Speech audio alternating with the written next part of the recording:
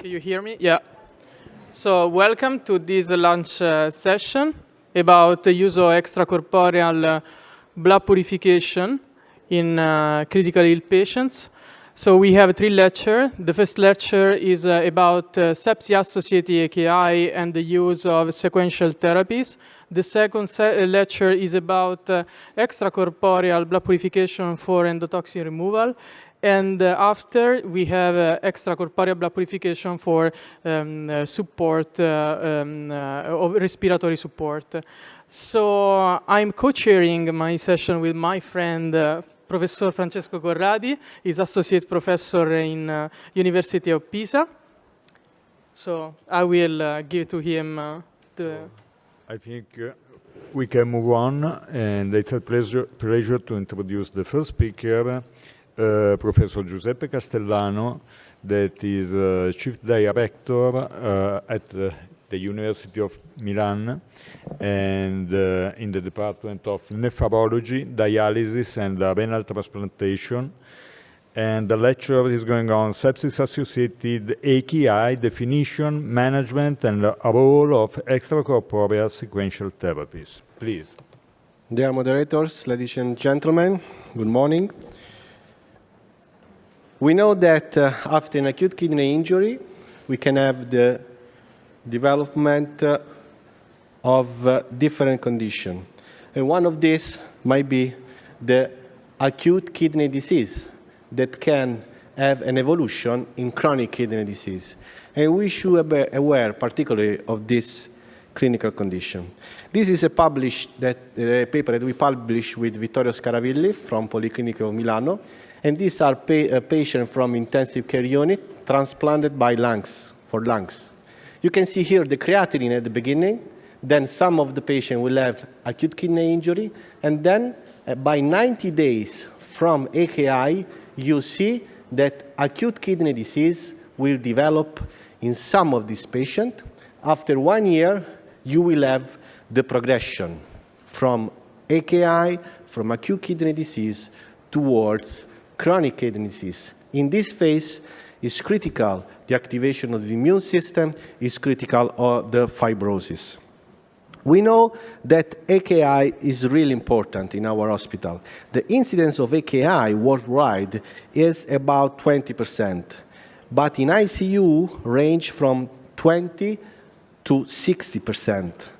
Also in pediatric situation. And there are different conditions that are associated with acute kidney injury, like septic shock, major surgery, and drugs induced. So this is a great problem in hospital all over the world. The potential application of renal replacement therapies in AKI are different. We can use RRT for renal replacement, for life-threatening conditions like hyperkalemia, non-emergent indication like solute control, or renal support like drug delivery or also for nutrition. But a big aspect of this situation is also that new data showed us that we can also immune modulate the immune response of our patient with RRT.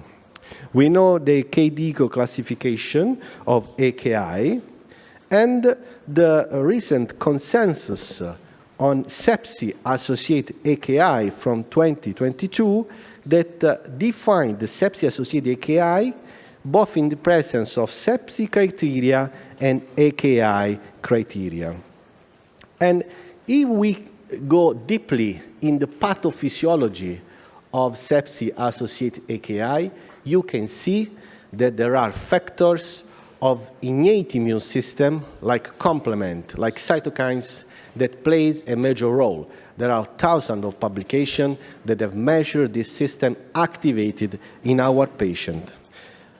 And we have different possibilities that are reported in the literature, like PMMA, that can be used not only for renal support, but also to have an immune modulation in this specific context. So the sepsis-associated AKI adequate consensus stated these important things, that we can use extracorporeal blood purification technique not only to remove pathogens, but there are data that after pathogenic triggering, then there is hyperactivation of the immune system. And now today we have extracorporeal technique that make the possibility to remove these endogenous toxins. So we have to start to think about immunomodulatory support in this patient where there is an overactivation of the immune system. What should be the timing? The timing is similar to the different situation, but we have to think not only to remove the exogenous toxin, but also to modulate the immune system of our patient with new support. If we think to renal replacement therapies, this is the main difference between, for example, a simple filter in polysulfone that we use, the major use in this setting, or a filter with the polymethyl methacrylate. You can see that the effective working thickness in polysulfone is really only 1 micron. When you have a PMMA, you can see a working surface that is of 30 microns. That means that you have a major adsorption capacity. And this can have an important effect on the modulation of a patient, as I will show you.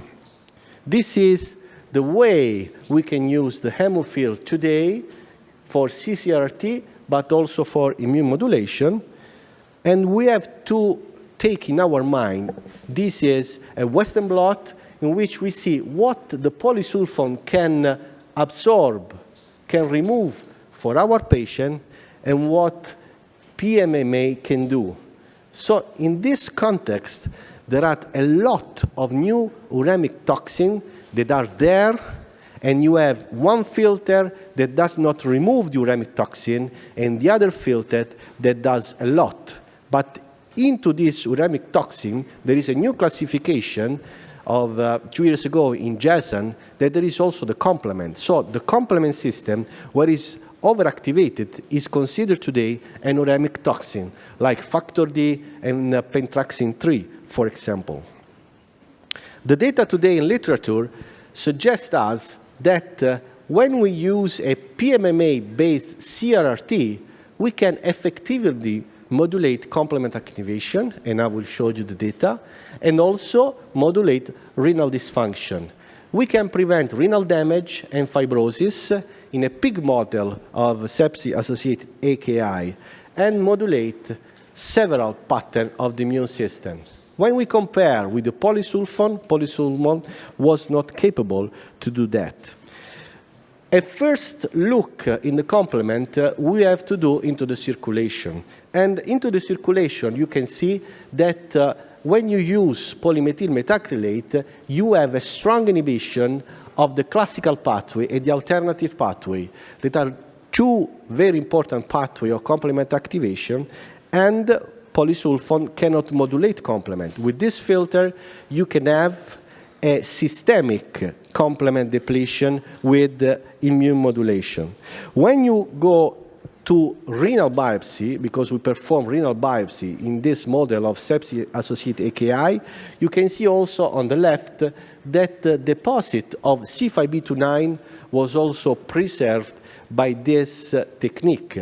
And with the polysulfone-based CVVH, you still have a lot of complement activation into the tissue. So you can modulate complement at circulating level, but also at renal level, where there is the major of the damage. And if you see to pentraxin 3, that as I told you, is the new uremic toxin that is especially activated in acute inflammation system, you can see also that PMMA can abrogate, can completely abrogate the deposition of pentraxin 3 at renal level, and pentraxin 3 can activate the classical pathway of complement.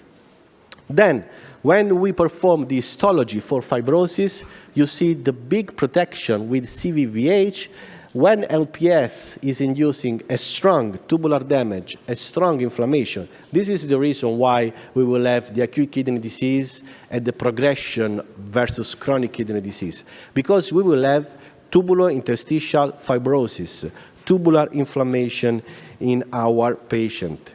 You can see here with this special test to measure collagen deposit, how can we protect, compared to LPS-induced AKI with PMMA, the collagen production deposition at renal level. Next to this, we have other factors that are removed by PMMA, that is the LPS binding protein, and LPS binding protein is very important for the signaling of LPS, and also LPS at very low concentration. If there is LPS binding protein, you can have a triggering of the immune response. So if we are able to remove LPS binding protein, we can protect the damage from the damaged cells. So in synthesis, what we can say by now is that a CRRT that is based on a different filter that is not polysulfone can have a strong immune modulation in a model of LPS-associated AKI. We see less complement activation, circulation, complement, but also tissue deposition in complement, less tubular damage, less glomerular damage, and removal of different pro-inflammatory compounds. These data, our data, were confirmed by other papers in which the researchers show how this PMMA can reduce, you can see in green, can absorb more cytokines compared to the standard technique, to the standard filters. So also the group confirmed this much more potent immune modulatory activity of this membrane. And what is also interesting was this paper on patients with severe acute pancreatitis associated with AKI. And as you can see here, in the one they use a PMMA-based CRT can reduce all the score, the Apache, the SOFA, the KDIGO score at the end of ICU care. So these are the first experiment also in human, the first use in human, indicating that when we change the way we support our patient, then we have positive results. Then, quite interesting, and this was an old paper showing HMGB1, that was also reduced significantly by PMMA. So this is quite interesting protein because it's a cytokine pro-inflammatory that is associated also to AKI. And recent publication associated the capacity to HB1 to be higher, that is associated with mortality after AKI. So if we are capable to maintain at low levels these factors, then have maybe a positive impact on the mortality of our patient. This is another market that for me is quite interesting to be investigated in our patient. Finally, 2 words about the protein leakage of this technique. When this technique were compared, HEMIC1, hemophil, and cytosol, you can see that hemophil had a good capacity to not waste a lot of albumin. So we have to be careful about the capacity of this technique to remove albumin, but hemophil has a safety profile in this sense, an efficacy profile that is very high. And also, these are in vitro data on the capacity to influence the antibiotic binding, and also these data are in favor of a good response when PMMA is applied. So in conclusion, what we can say is that we have now other strategy. When we think that, for example, there is a sepsis-associated AKI, we can have now a sequential therapy. What is about the sequential therapy? The sequential therapy is based on the fact that we have to trigger, we have to remove first, for example, LPS, because LPS is capable to trigger different pro-inflammatory signal, apoptosis and necrosis, but then we have to think that after LPS removal, there is something else that is already activated at high levels, that is complement. There are several cytokines. And my view is that we have to support the patient also in immune modulation. And this is a way to go for a real sequential therapy in which we can add to PMX hemoperfusion also hemophil in a sequential way in which we remove the trigger and then the endogenous triggers such as complement. And today we have the possibility to perform this in our patient to have a double effect. So in conclusion, our data that were preclinical, but now there are data also in humans, shows that when we use this new support that are capable to immune modulate the immune system, we can protect the renal, the kidney of our patient from different point of view, from fibrosis, from AKI, and from progression from AKI to chronic kidney condition, because we are capable to immune modulate and protect the tissue of our patient. And thank you for your attention.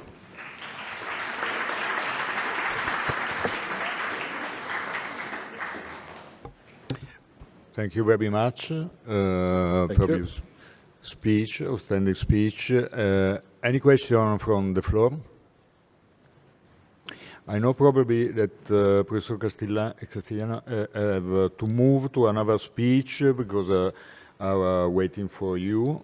But if I may, I would like to ask you one pros and one cons.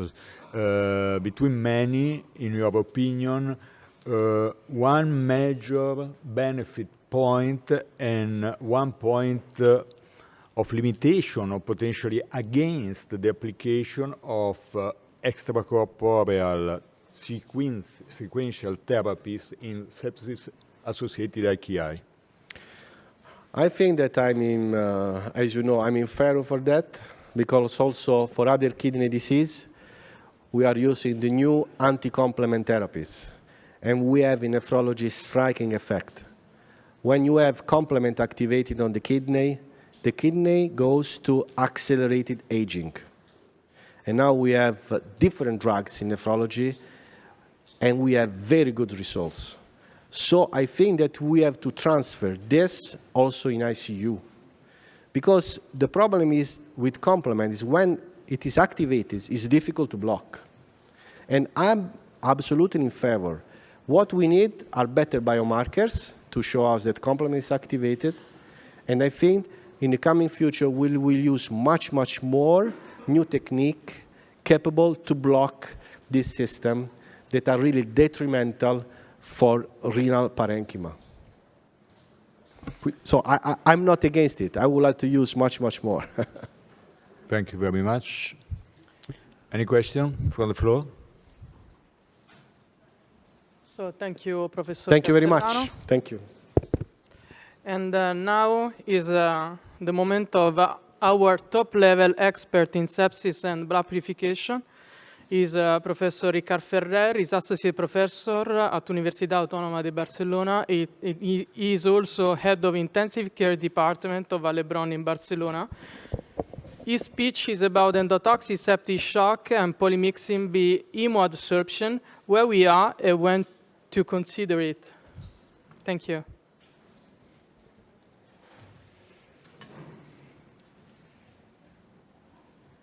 Thank you for this very nice introduction. I cannot see my slide, so we will wait a little bit until we solve that. So, okay, here it is. So thank you for the nice introduction. Also, thank you especially to Estor and Paolo Bragano for the invitation, for being here with you today. So I'm going to discuss about endotoxic shock and Polymxyin B Hemoadsorption in the setting of sepsis, of course. Those are my conflicts of interest. You know very well that some patients are able to control very well the infection. So, of course, they have inflammation. They have increase in endothelial permeability, and have all these phenomena we know. But those are phenomena that are adaptive, and they try to control the infection. But also some patients in fact, they have dysregulated inflammation with increase in capillary permeability, systemic inflammation, and multi-organ dysfunction. So this is the topic we are discussing today, how we can modulate those patients that have this dysregulated response. You heard from previous speaker that this is a very complex phenomenon. In the case of endotoxic shock, there is the recognition of endotoxin, but may happen also with other pumps that are recognized by the monocytes and macrophages. And these generate a cascade that is going with activation of coagulation, but also activation of inflammation using the cytokines, and with the production of some dams that in fact is going to reinforce this cycle and continue the inflammation. This is going with damage in the glycocalyx, increase in vascular permeability, decrease in tissue perfusion, and multi-organ failure because of tissue dysoxia with all these phenomena. So the target of all those therapies is try to control this excessive inflammation without harming the capacity of the host of controlling the infection. So always when we are discussing about immunomodulation, we are discussing about that. Are we able to control the inflammation, the excessive inflammation, the dysregulated inflammation, but keeping the capacity of controlling the infection by the host? And this is a very heterogeneous situation because most of the hosts react differently in front of different infections, but at the same time, the situation is changing, and the same patient is responding differently across the natural history of the infection. So if we want to target the immunity, it's quite complex, and we have to be very precise in how is our patient, and how is the patient dealing with the infection. Extracorporeal therapies that are the topic for this session are becoming very popular. We have a huge group of therapies, and you will hear more about that during the session. But now we are focusing in those therapies that are able to act in the setting of septic shock because they are able to remove those pumps from the circulation or dams or mediators or complement, etc. So this is what we are trying to discuss. Devices in the market, there are several of them. Those are a list of devices that are non-selective, so they are quite agnostic in the products they are removing, and basically they are removing products according to the molecular weight, mainly because of that. But they are agnostic, they are removing different types of products.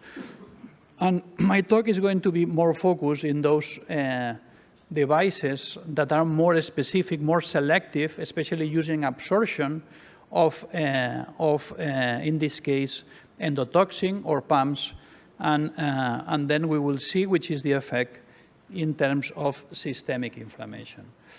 So this is the cascade we mentioned. So the idea is if we can remove the pumps or endotoxin, we will avoid this excessive or deregulated host response.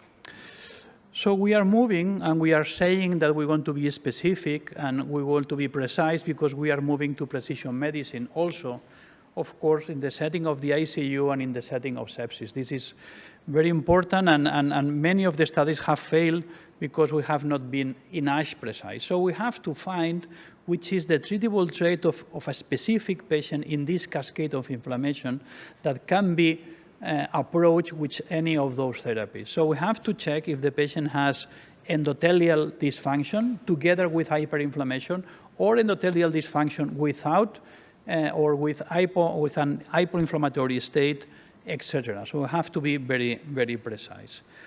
So at the end, if we have different patients with different inflammatory response and a huge group of therapies in our hands, we have to match this. I mean, not everything is working for every patient, so we have to match therapies and patients, and this is part of the precision medicine approach. The device we are discussing today is Polymxyin B Hemoadsorption, so it's acting by absorption of endotoxin because of the absorption capacity of Polymxyin B, which is basically a toxic antibiotic, but here is bind to the cartridge. It's not moving to the circulation, and it's working because it's binding circulating endotoxin. There is evidence in vitro that this is happening and that polymyxin is the device that have the higher capacity in vitro of removing circulating endotoxin. If we move to patients and we analyze the patients that have been included in the EUFAS-2 G5 registry, you will see that also in life, when you treat the patients with this type of device, there is a decrease in endotoxin activity. There are some patients that we consider responders. The decrease on the level is faster. Other patients that also the levels decrease according to the natural history of the sepsis process, but a lower level. So in vitro, in vivo, the device is able to reduce endotoxin concentration or endotoxin activity in this case. And all the cascade of the inflammation, complement activation, cellular activation, etc., is modulated, and we collected several years ago all the effects that we can see after endotoxin absorption in those patients that are treated with polymyxin B. Which is the clinical impact of that? So to analyze this, we have to use a very strict protocol because we are saying that we want to be precise. That means that we have to select an homogeneous group of patients. We have to be very precise and introduce any, let's say, biomarker that help us to enrich the population that we consider that is homogeneous with enough sample size that the study ideally should be randomized, and also that the intervention, the quality of the intervention is high. I'm going to discuss about that after several slides. But also we have to measure the biological impact, but also clinical impact. So this is the way to go. And if we review most of the studies that has been done in extracorporeal blood purification, only the Euphrates trial with polymyxin B hemoperfusion is the only one that has been enriched. It's the only one that's randomized and has been enriched. So this is the trial we are citating most of the time because it's the trial that has been done with a very good methodology. When we look to the post-hoc analysis of this trial, and the post-hoc analysis is dedicated to select the population that may benefit more, which are those patients that are in multi-organ failure, and they have activity of endotoxin between 0.6 and 0.9. In this subgroup of patients, the impact of this endotoxin removal is translated to improvement in organ function, in better cardiovascular function, a decrease in vasopressor support, increase in mean arterial pressure, but also decrease in respiratory and renal support. And there is also in this subgroup of patients post-hoc a decrease in mortality. And this is the hypothesis for the second randomized control trial in this selected subgroup of patients that currently is going on. So the good thing is that we have a lot of information coming from randomized control trials. Some of them are finished, others are coming, but also there are many patients treated with Polymyxin B hemoperfusion that are included in registry. So at the end, the amount of information about the patients that are treated is huge. If we look to the meta-analysis, there are several of them. I select one of the last ones about the different therapies, and I said it's very important to match the patients with the therapies. You can see here that there are only 2 therapies that at this moment by this meta-analysis of 58 randomized control trials with 4,500 patients, that PMX hemoperfusion is the only one that has a demonstration in terms of reduction in mortality. And this is very similar to what was found in the analysis of the Surviving Sepsis campaign 4 years ago. Also, plasma exchange have a signal, but the studies with plasma exchange are still very, very small, so we cannot be so confident in the recommendation. So what we are saying is that in sepsis, all patients must receive the standard therapy, but those patients that are not responding because the inflammation, the systemic inflammation is so dysregulated, those patients are not responding to the recommendation, the bundles, antibiotics, source control, hemodynamic management, those patients need a precise approach. And this is our proposal, how we have to be precise with those patients, and especially those patients with the endotoxic shock phenotype are those patients that are in this table that need a specific treatment with this specific device. The phenotype is not easy to be recognized. Of course, if you have access to endotoxin activity, this can be very helpful, but the phenotype, except for that, is difficult to be recognized. In some cases, we can say that the dose of vasopressor is higher, and the amount of organ dysfunction, if endotoxin is there, activity is higher than in other patients, and most of them have sepsis by gram-negative bacilli that in the process of infection, antibiotic control, they release the endotoxin, and at the same time, because of shock, they release endotoxin coming from the gut by translocation. So it's mainly gram-negative sepsis, but also other type of shock or other type of infections that go with shock can have high levels of endotoxin activity. Those levels above 0.6 are those levels that are considered toxic or associated with multi-organ dysfunction. There can be some levels activity in healthy people below that, no harm, but above that, we can consider that this is associated with organ damage. And above 0.9 that has been excluded, that are excluded now in some trials, in the TRIGES trial, are very sick patients, really very sick patients with a mortality above 80%. We will discuss about what to do with that patients.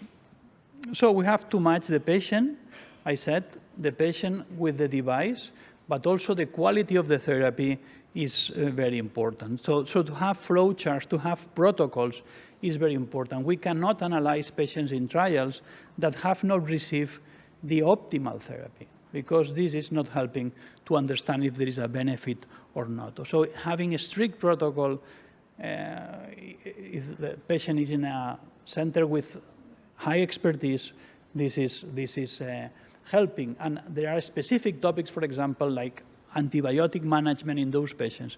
Because of the devices that are doing absorption or are doing convention, are removing antibiotics, which is the key factor in sepsis management, this is something that has to be into account. Here is much more easy because it's a therapy that stands for 2 hours, so we can dose the antibiotic after the therapy, but it's something that you have to consider when you are doing hemoperfusion and when you are doing sequential hemoperfusion, when you are doing combination of techniques, if the patient is in ECMO, is something that you have to consider because this is a key factor. So quality of the therapy is also very important to understand the results. If we analyze data coming from this big registry, there are some interesting data also there trying to understand which is the patients that benefit more. In terms of statistical significance, the patients that benefit more are those that are in the mid-range of organ dysfunctions. Those that have low severity with SOFA score below 6, those patients are doing well and probably they will not benefit because they will improve with hemoperfusion or without. And also the very sick patients, those what we said that have endotoxin activity above 0.9, or those that have severe organ dysfunction, that patients maybe not. But I want to talk about this later. In terms of a statistical benefit, those patients in the mid-range are the patients that may benefit more. And also time is very important because we are treating the beginning of this cascade. So trying to be very early in the therapy, it's also very important trying to avoid that the cascade progress in this setting. Other clues that we can extract from the trials and from the registries is that maybe there are 2 factors that has been associated also with this subphenotype of septic shock, which is more abnormalities in coagulation and more hyperlactatemia. So again, this is drawing a picture of the patients we think that may benefit more. For our protocol, we are talking about patients in multi-organ failure that are receiving adequate antibiotics, and we are sure about that they have adequate source control, that are hemodynamic monitorization, and they have the optimal fluid balance, and they have the optimal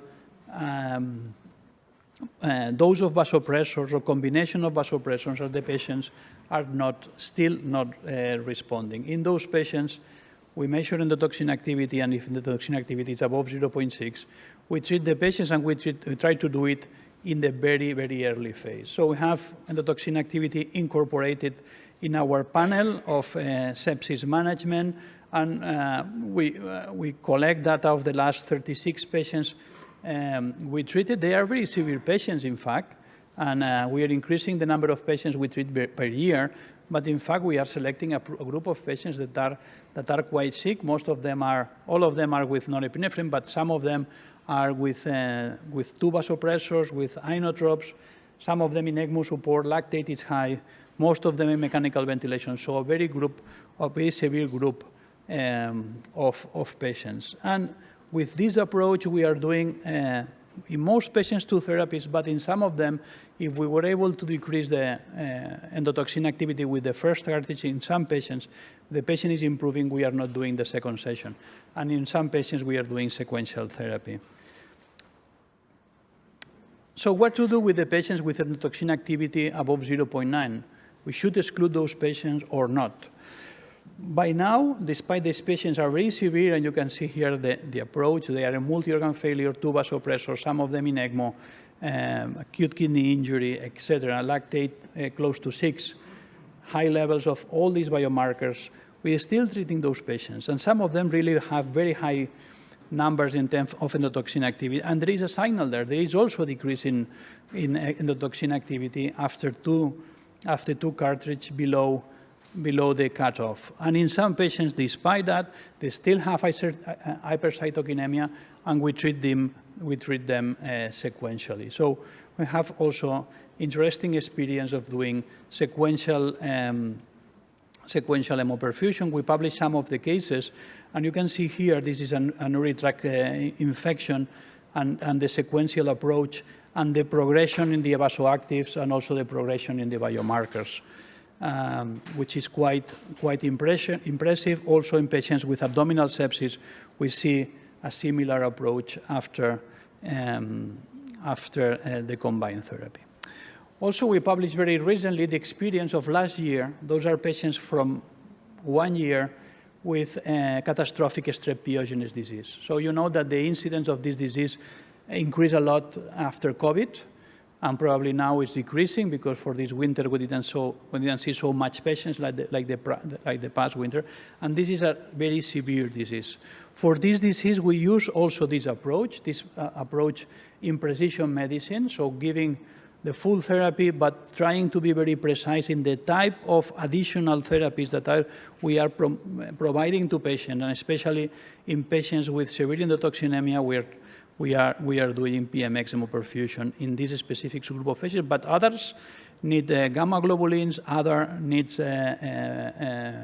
cytokine absorption without PMX hemoperfusion because they don't have, and this is a gram-positive disease, and they don't have endotoxinemia. So at the end, almost all of patients receive thoraimycin or thoraimycin in combination with cytokine hemoabsorption. And at the end, the mortality of these patients were 23%. Very, very, very sick patients. So this is the approach I want to share with you. I think that all patients need a standard therapy, high quality, but some of them are not going to improve. And those patients that are not improving, we have to go very precise for trials, but also in clinical practice, and try to match the therapies we have with the profile of the patient. If you can do it by biomarkers, excellent. If you cannot do it by biomarkers, trying to target the specific subphenotype of patients that may have endotoxic shock and go for them. I think this is the right way to go for trials, but also for clinical practice. Thank you very much for your attention.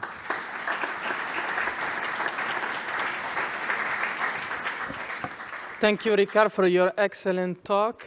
Is there any question from the audience?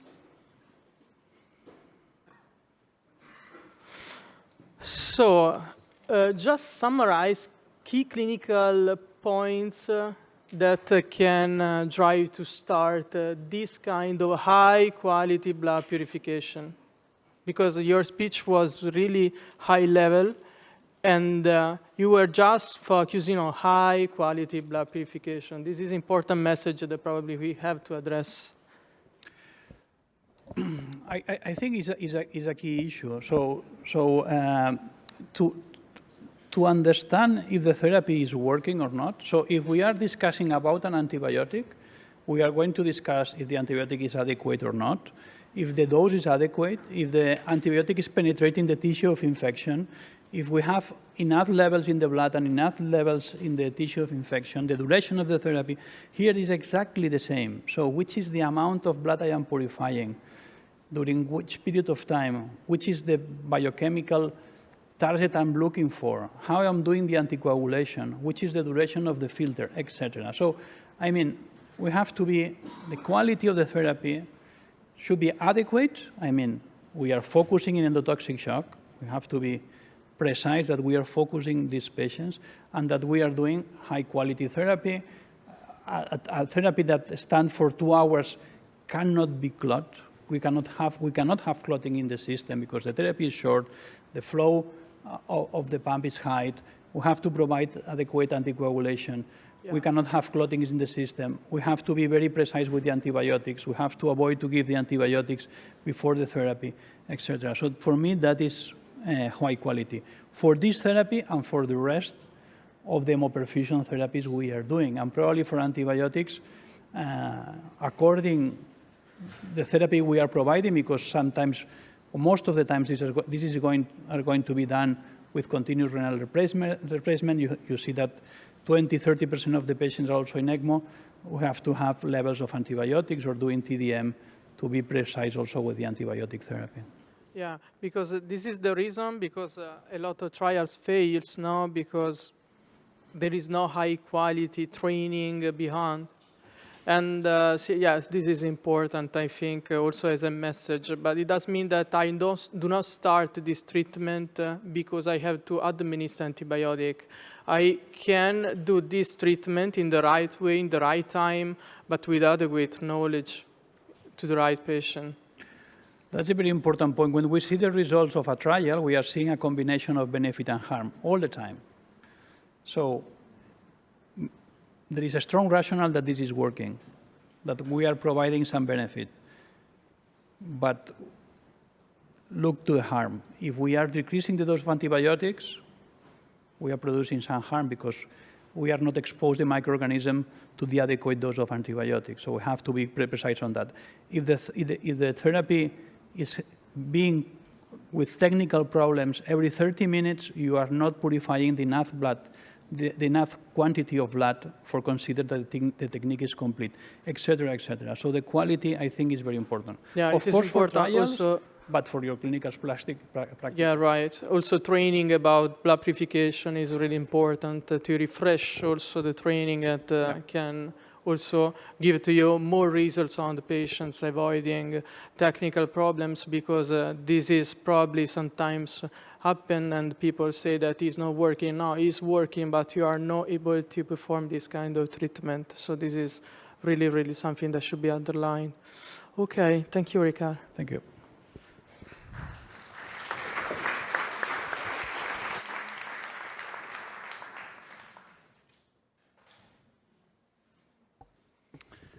I'm very kind to introduce the next speaker, Dr. Hofmänner.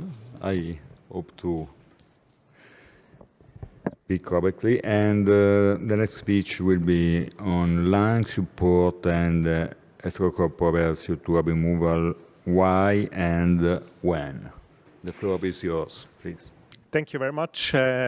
Dear chairs, dear Odium, it's my pleasure to speak here on the lung support and ECO2R about whys and whens, and thank you also to Paolo Boragano for the kind invitation to present here. So I work as a consultant at the University Hospital of Zurich in Switzerland.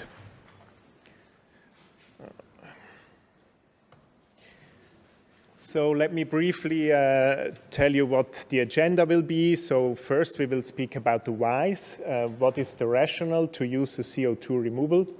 We will go a bit into the physiology, and I will tell you some things about how we do it or what the experiences in our centers are, some practical tips, and then also to go into the whens, so which conditions might be suitable for a CO2 removal. and mainly those are the ARDS and the COPD.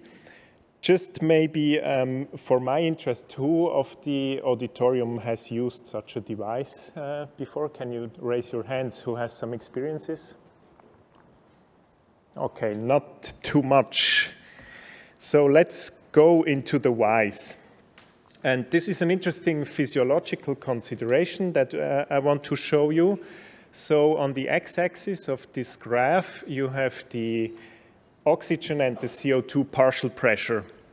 And on the y-axis, there is the respective content of those gases plotted. And what is interesting here is that the CO2 line is much steeper than the curve for the oxygen, which is rather sigmoid shaped. And this has implications for the physiology of those devices. Because this means that if we change the partial pressure of the gases, then the delta for the CO2 is much higher than the delta for the oxygen. And why is this like that? This is a picture of an erythrocyte. You see the carbonic anhydrase system plotted here, and this is a very fast equilibrating system. So the enzymes have a very high turnover, and this is one of the physiological reasons for these effects. And this means that if we have a system where blood flows, then the amount of CO2 that we can remove is much higher than the amount of oxygen that we can add. And this is the basic that we need to know for my talk. So an effective CO2 removal is possible at a really lower blood flow rates compared to oxygenation. If we compare it, for example, with ECMO.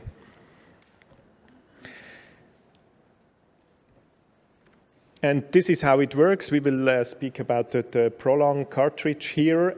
Some data that we need to know. The surface area of this artificial lung is more or less 1.8 square meters, and the priming volume of blood that is in there is a bit more than 1 deciliter of blood. And this is the setup, how it works. On the screen, we have a real-time monitoring of the VCO2. It provides an amount in milliliters per minute. We have a temperature management system for the sweep gas, and the whole priming volume is around 200 milliliters. So what is the performance of those devices? The VCO2, so the amount of CO2 that we can remove with this device is around 100 milliliters per minute. And this removes around 50% of what is produced by the human body in a steady state condition. And this can be done if the blood flow is around half a liter per minute, so 400 or 500 mLs per minute. So this is sufficiently enough to clear around 50% of the human VCO2.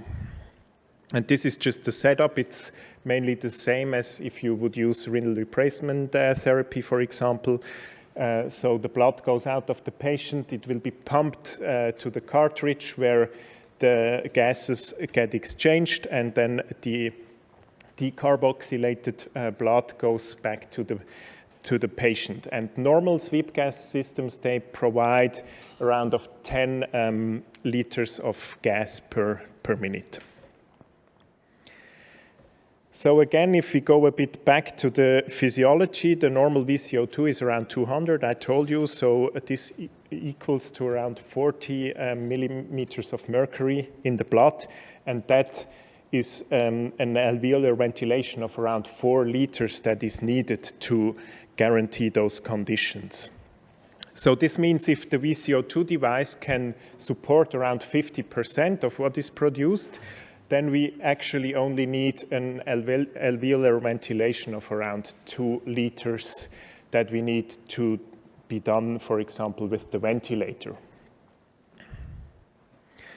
So let me now provide you some practical practical tips on those devices. If we use it, normally we run up the blood flow to this 0.5 liter per minute within the first 10 to 15 minutes. This is quite reasonable. It functions well. It goes quickly.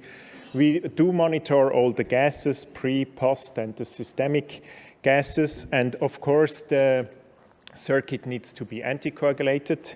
Normally, we provide the heparin pre-filter, and we target for an anti-10A activity of 0.3 to 0.4, which is at the lower range of the therapeutic target range.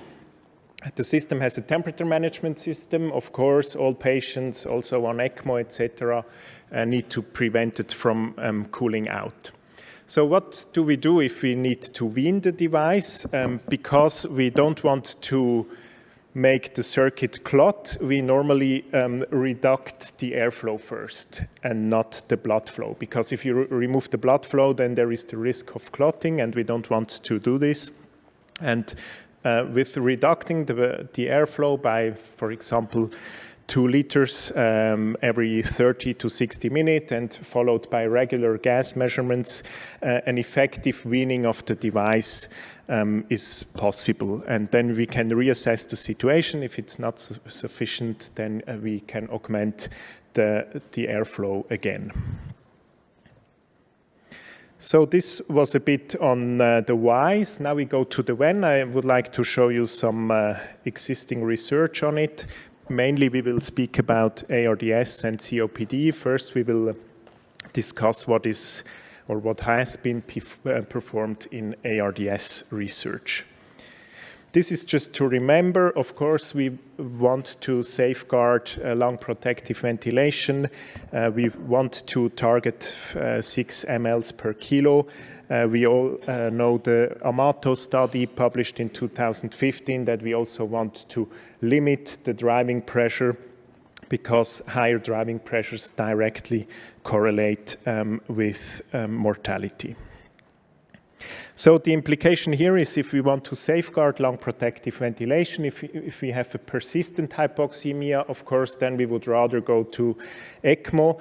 But if there is an isolated hypercapnia and only mild hypoxemia, then we would consider the insertion of a CO2 removal device. So let's go to the left part of this scheme, and for the ARDS physiology, we can use the device, for example, to try to make a so-called ultra-protective ventilation. This is a new concept that aims to even lower the tidal volumes to around 4 mL per kilogram, or we can, of course, also consider it as a rescue ventilation to aim for 6 mL per kilogram. We will speak about the COPD arm later. And typically, the ARDS physiology is characterized by a low lung compliance and the low tidals that we can bring into this fibrosed or stiff lung. This is one of the first papers published from our group in Zurich in 2017. We included around 20 patients with a severe hypercapnic failure there. And this was a proof of concept study. So within 8 hours of installation of the Echo 2R, you see the PaCO2 was lowered, the pH was increased, and a protective tidal volume ventilation was feasible. This is also shown in the graphs. You see the CO2 here, for example, it goes down already quite quickly, while the pH is increasing within the first 15-30 minutes. So the physiological effects, they come quite quickly. And this is a bit of a physiological, philosophical thing. So what is really lung protective? And the thing I want to show here is that, for example, if you have on the right-hand side huge consolidations, basal consolidations, and huge non-aerated compartments, even there, the target of 6 mL might not be protective. So because the lungs are not homogeneous. And even there, we might cause harm if we feel safe that we only apply 6 mL. And this brings me to the next study. This is the supernova study, one of the from Alain Combe, published in 2019. They included around 100 patients in 20 centers, and they wanted to show, so it was not a mortality study, but they wanted to show that protective ventilation by reducing tidals from 6 to 4 is possible by keeping the pH and the PCO2 in a reasonable range. Patients were around 60 years old, and you see SOFA score around 8, so they had comorbidities, they were sick, and it was done in more than 20 centers. So what were the results? So the driving pressures could be decreased quite quickly. You see, and the tidal volumes as well. You see it here. Within a couple of hours, you have an effective reduction of tidal ventilations, and the PCO2 was quite constant while the pH increased. So the authors were able to show that the ultra-protective ventilation was quite feasible. The study was not performed to show any mortality benefits, but as a proof of concept, this was an important milestone study. What should be known is that adverse events can happen. You know, we have to anticoagulate the circuit. There might be clotting, etc. And they only included 4 patients per center. So this raises a bit of questions of the learning curves, of the methodology. So if bigger studies are done, then of course people should know what they do and learn from their experience. Then recently published, 2021, was the REST study, is one of, or even the largest randomized trial published in JAMA. More than 400 patients in 50 centers. It was randomized in similar amounts of patients. They wanted to assess lower tidal volume with echo 2R compared to conventional ventilations. And even there, they were able to reduce the tidals, or even to half the tidals, from 6 to 3. Baseline characteristics, I think, were quite similar to those that have been included in the previous supernova study. And even here, the authors were able to show that the ventilator-free days were lowered if you use an echo 2R device. The echo 2R was also able to lower tidals, and the driving pressure was lower in the intervention group. So the driving pressure mainly could be decreased from days 2 to 5, which is shown here on panel D, an effect which doesn't come immediately, but only a bit later. So the study tried to assess mortality. There was no mortality benefit by using those devices, and this raises a bit the questions of why. So the mortality was around 40%, so people or patients were really ill and sick. And the study was terminated early. The study was terminated after around 40% of the power calculations. And the authors discussed if maybe the study was terminated too early to really assess or to detect clinically important differences. And this also raises the question I want to discuss here. Was mortality the right endpoint to assess? Because in the REST trial, the surface areas of the cartridges were around 0.6, and we don't know what would have happened if higher surface areas, such as, for example, 1.6 square meters, would have been used. Again, here some adverse events that need to be noted, but less compared to supernova, so probably there have been learning curves concerning those devices. There are consensus guidelines that have been published recently, 2020. We have also been involved here, and for people who are interested can consult this guidelines on what are the indications, what are the winning concepts, etc. So this is just to give you a flavor of the, for example, treatment initiation criteria. So the authors publish suggested driving pressures, pH, etc., but also some weaning protocols that might be helpful to go off from those devices again. So now the second part, we go to the COPD thing, and there we have mainly two indications. We want, or we can try to avoid mechanical ventilation, and on the other hand, we might have patients that are already on a ventilator where we would like to foster or enhance the weaning. This was one of the studies by Del Sorbo et al., published in Crit Care Med a couple of years ago. It was a matched cohort study, and they included patients that required NIV for hypercapnic failure due to COPD exacerbation.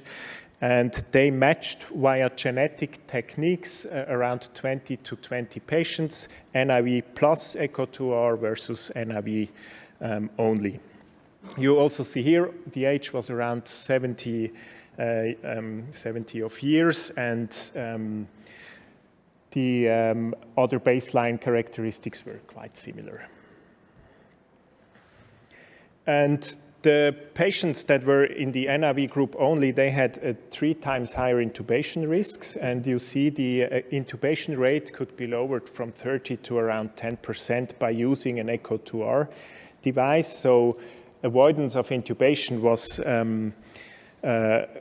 did occur in more than half of the patients, and the device actually was quite well tolerated. On the right side, you see this kind of Kaplan-Meier thing over time, and you see the incidence of intubation goes up over time in the NIV-only group.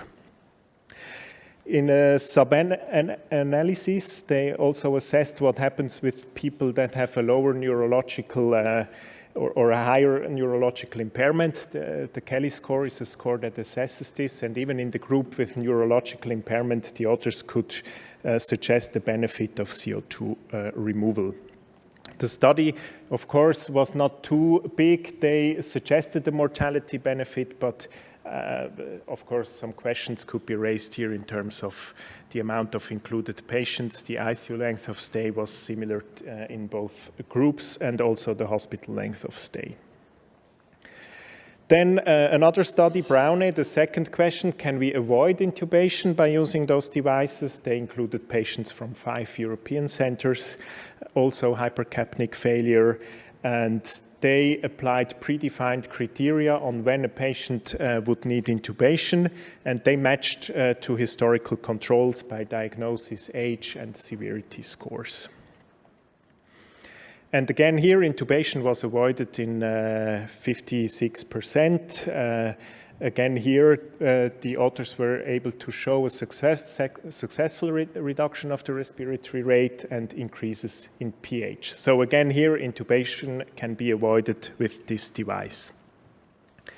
And then what happens with patients that are on a ventilator? So this was a prospective trial that assessed the weaning process of those patients. They chose 12 intubated patients with acute COPD exacerbation. And again, here, patients around 60 years old and a subscore of around 30. And this was quite interesting because the authors, Deal et al., also assessed work of breath measurements. So they put in an esophageal catheter, and they were able to show that the CO2 device can effectively lower the work of breath of these patients, again, by improving the respiratory parameters. So again, here also during the weaning process, devices might be helpful. This is again also published in the consensus statements that I've shown you before. Also here we have treatment initiation criteria and weaning strategies that might be applied. Then to come a bit towards the end, this was just published a couple of months ago, so it was published in 2024. It's quite new. This is one of the first systematic reviews on this topic, and kind of hot off the press. So what did they do? They included around 50 studies, more than 1,600 patients, and they wanted to assess this via a systematic analysis. They assessed gas exchange parameters, ventilating settings in the first 24 hours. They did subgroup analysis, and they also assessed mortality. And in all subgroups, PaCO2 was lower, plateau pressure was lower, tidal volumes were lower, so enhancing the evidence that the respiratory physiology can affect it in a beneficial way by probably using those devices. And the higher extraction system, of course, you have better performance if you use systems that can run up to 0.5 liters, etc. They found 3 RCTs, no effect on mortality. Patients that were on those devices had a longer ICU stay and hospital stay. And this is not that you have to read it, but it's just to summarize. The authors did this quite nicely. So you have different indications, ARDS, COPD, lung transplant patients, where you can go into the details and see what this meta-analysis has shown. They also discussed the 3 randomized controlled trials on the topic that have been done. And so this is just a new publication that I would recommend you to read. In terms of patient selection, this brings you to my last slide.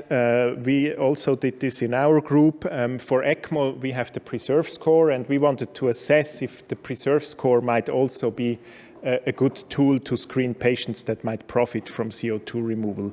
And we found that the area under the curve was 0.8 by just using the PRESERVE score to select patients to undergo a CO2 removal device. So let me conclude. The CO2 that we can remove with CO2 removal devices from a given volume of blood is much higher than the amount of oxygen that we can add. Remember the initial physiological slide that I showed you. And by applying blood flow rates of up to 1/2 of a liter of blood per minute, this is sufficient to remove around 50% of the human VCO2 by using surface areas of 1.5 square meters or higher.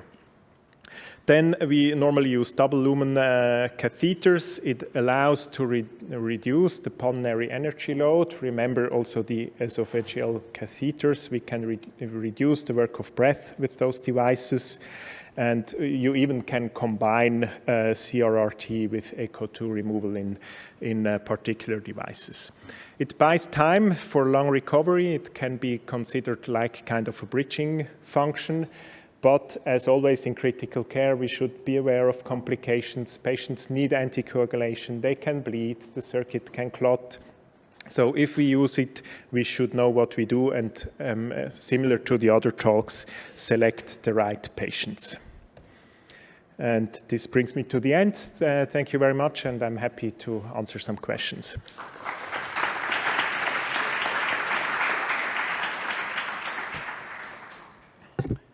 Thank you, Daniel, for your very interesting presentation. Any question from the floor?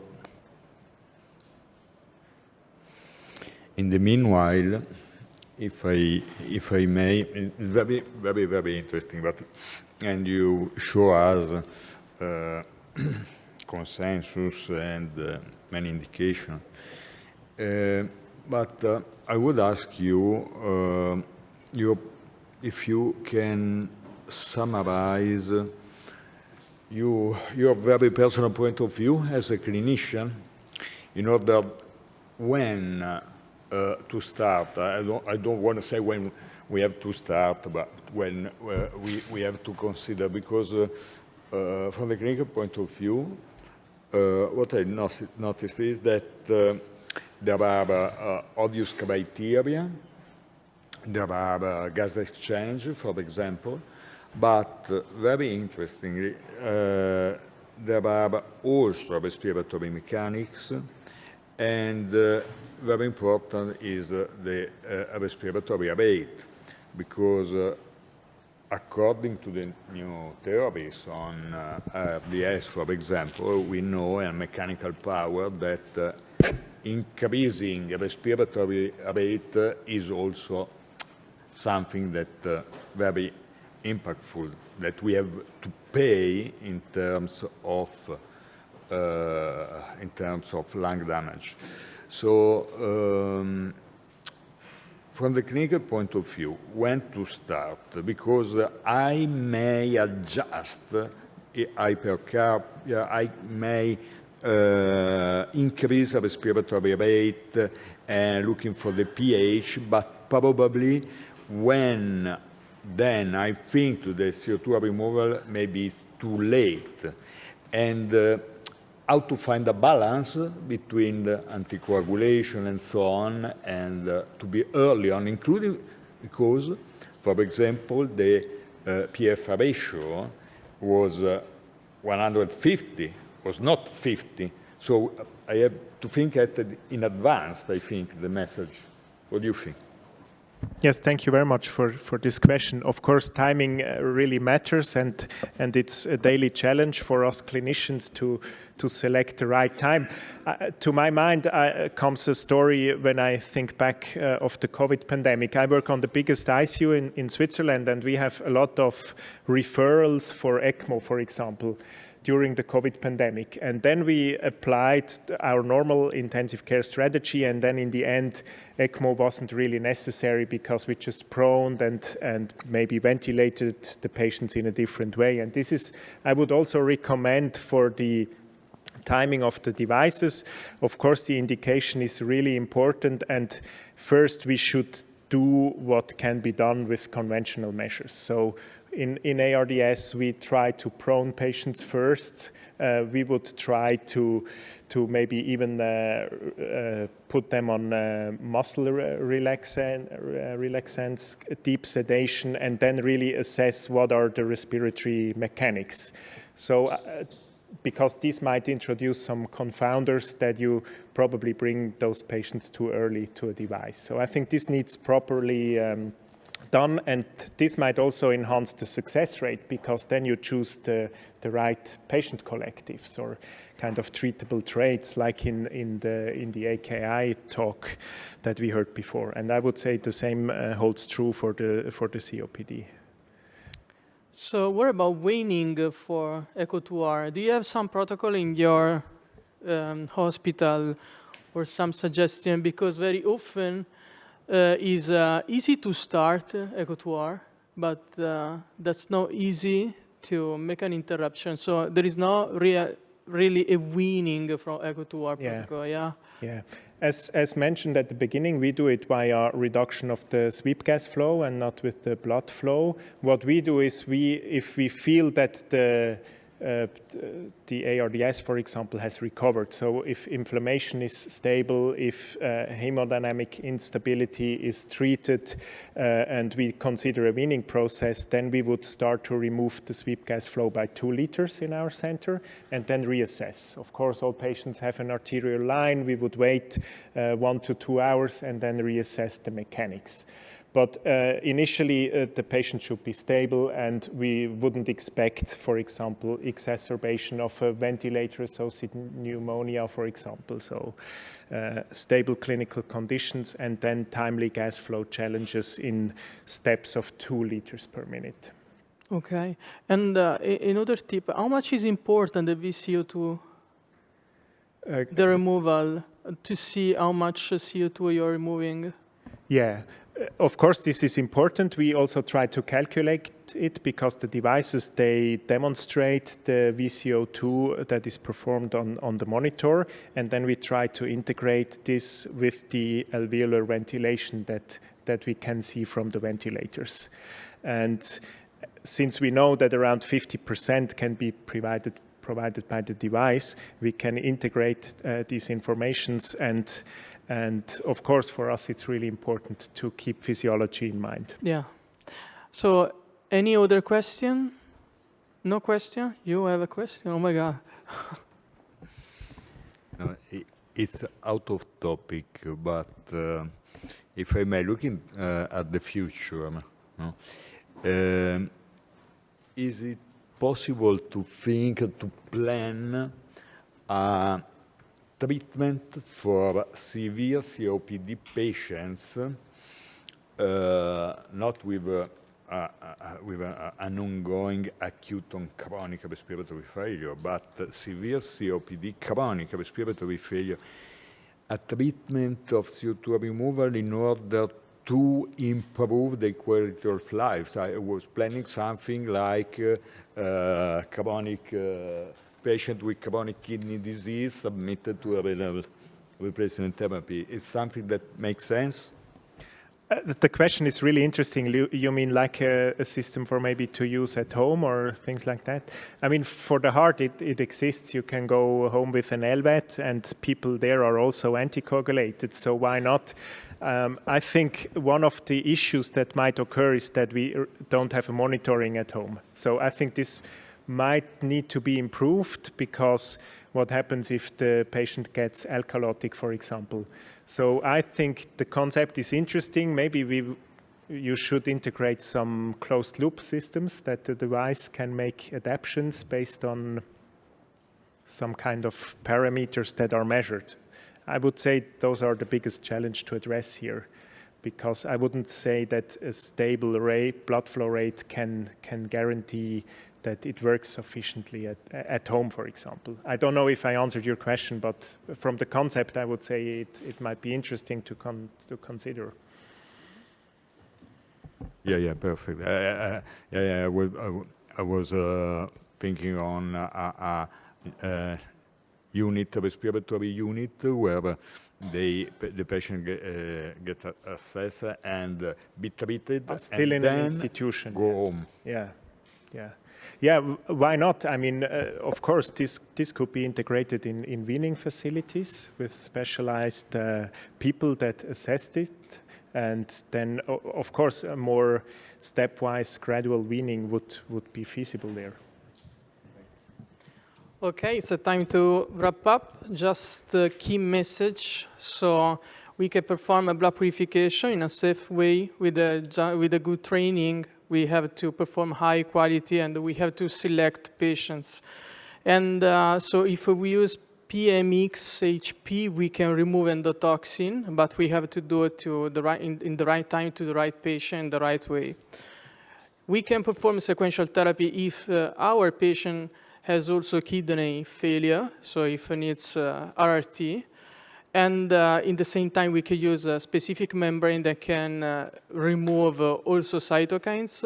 Polymethylene methacrylate is able to perform immunomodulatory support. So as we saw from data that show Professor Castellano, we have an action on complement, but we can limit also fibrosis, because we want to take care also of this kidney out of ICU in the future. And at the same time, we can adopt another kind of blood purification adjunct to respiratory support, and that could limit also a side effect of mechanical ventilation or in COPD patients. So we want to thank also Estor and Corradi for this lunch session. And I thank you to be here still. And I hope that you will find a really good lecture also around the area. Thank you.